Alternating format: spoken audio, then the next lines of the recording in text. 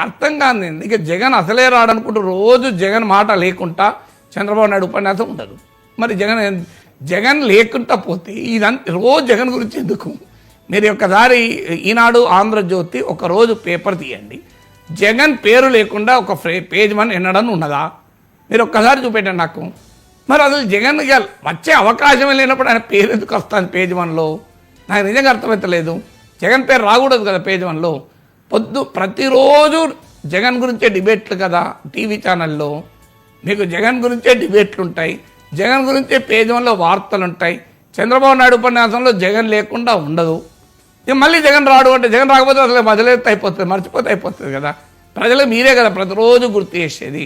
జగన్మోహన్ రెడ్డి ఎవరు గుర్తు చేస్తాను? రోజు చంద్రబాబు నాయుడు గుర్తు చేస్తాడు, తెలుగుదేశం పార్టీ గుర్తు చేస్తుంది, జగన్ వ్యతిరేక మీడియానే రోజు గుర్తు చేస్తుంది కదా. జగన్ స్మరణ లేకుండా మీకు న్యూస్ ఉండవు, డిబేట్లు ఉండవు కదా.